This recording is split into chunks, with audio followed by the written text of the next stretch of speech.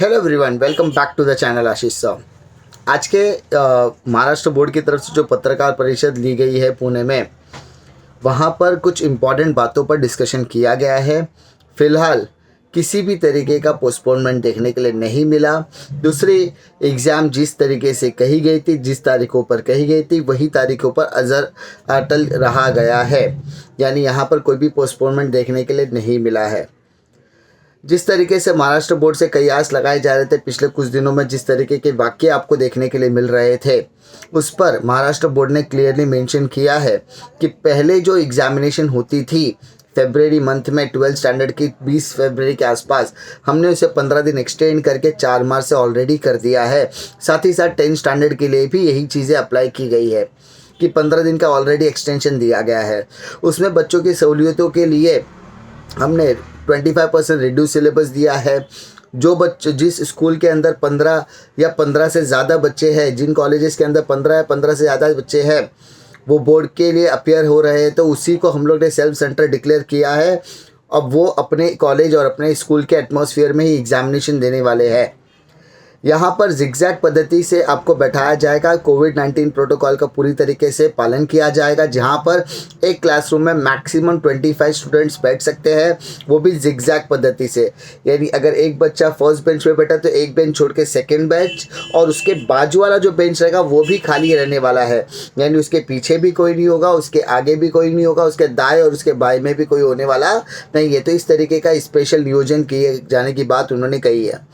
जब वहाँ पर पत्रकारों ने पूछा कि ऑनलाइन तरीके से हम पॉसिबल क्यों नहीं कर सकते, तो वहाँ पर महाराष्ट्र बोर्ड की तरफ से ये कहा गया कि जिस तरीके से 10th स्टैंडर्ड में ओवरऑल सारे मीडियम्स यानी टोटल 8 मीडियम को मिलाकर, यानी 10th के एग्ज़ाम टोटल 8 मीडियम्स में होती है, हिंदी, इंग्लिश, मराठी, तमिल, तेलुगु, मलयालम, गुजराती, उर्दू, तो वो सारे मीडियम को मिलाकर टोटल 60 लैंग्वेजेस के पेपर होते हैं हमारे। टोटल ओवरऑल 60 लैंग्वेजेस के पेपर होते हैं, वो भी 8 मीडियम में। और 12th की अगर हम बात करें तो टोटल 158 सब्जेक्ट्स होते हैं, जिसमें साइंस के 4 मीडियम और आर्ट्स एंड कॉमर्स के टोटल 6 मीडियम होते हैं। तो इतने नंबर ऑफ सब्जेक्ट्स बहुत ज़्यादा है। मीडियम्स वाइज ज़्यादा होने की वजह से इतने लार्ज नंबर ऑफ क्वांटिटीज़ में 31 लाख प्लस स्टूडेंट का ऑनलाइन एग्जामिनेशन लेना पॉसिबल नहीं है। दूसरी सबसे इम्पॉर्टेंट बात है कि कहीं ना कहीं जो रूरल एरियाज़ है, वहाँ पे कनेक्टिविटी इश्यूज़ होने की वजह से एक टाइम पर बच्चों को टेक्निकल डिफ़िकल्टीज़ हो सकती है, और वो उस पर्टिकुलर टाइम में अगर एग्ज़ाम नहीं दे पाए तो उनके अंदर वो पैनिक क्रिएट हो सकता है।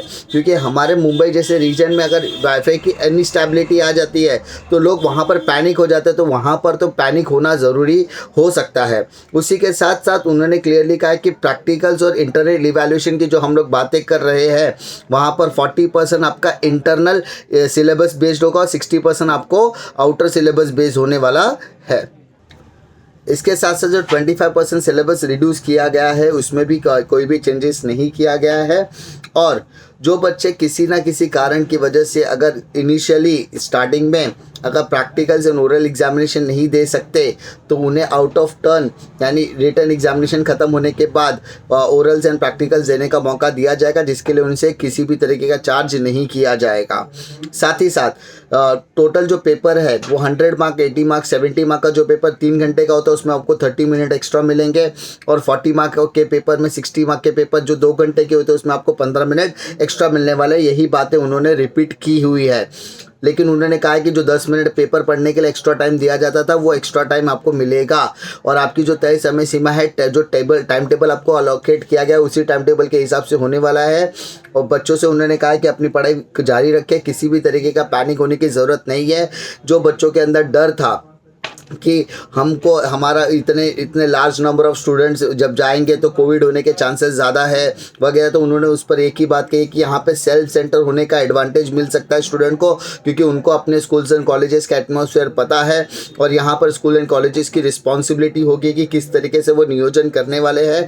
अगर if the colleges and schools are अगर वो नहीं कर सकते, if they are not capable of doing the arrangements properly, तो वो बोर्ड को इन्फॉर्म करें, तो बोर्ड उनके लिए अल्टरनेटिव अल्टरनेटिव्स निकाल कर रख सकता है, ऐसी बातें भी है, क्लियर है।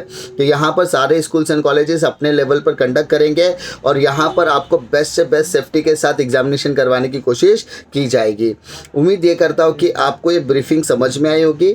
और यहाँ पर आप सभी बच्चों लोग से दरख्वास्त यही है कि इतने सालों से जो टीचर्स आपको कहते हैं, पेरेंट्स आपको कहते हैं कि आप board exam is very crucial, वो इसीलिए कहते हैं क्योंकि इतने सालों से ट्रेडिशनल मेथड ही चलता आ रहा है। इस पर्टिकुलर सिचुएशन में अगर हम ट्रेडिशनल एग्जामिनेशन की जगह पर ऑनलाइन एग्जामिनेशन की मांग करेंगे तो कहीं ना कहीं गलत नज़रिया जाता है यूथ का, स्टूडेंट्स का।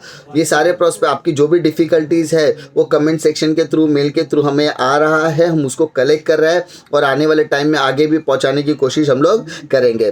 फ़िलहाल आप सभी स्टूडेंट्स से दरख्वास्त करते हैं कि आप अपने बोर्ड एग्ज़ाम्स पर की तैयारी करते रहे। किसी भी तरीके की डिफ़िकल्टी आती है, कंटेंट रिलेटेड इश्यूज़ आती है, तो यूट्यूब पर बहुत सारे जो एजुकेटर्स है जो आपको फ्री ऑफ कॉस्ट पढ़ा रहे हैं, तो कृपया उनका एडवांटेज लेते रहिए। अपने एजुकेटर्स, अपने टीचर्स के साथ डाउट सॉल्विंग कीजिए और अपने तैयारी को एक नए एज पर लेके जाने की कोशिश कीजिए।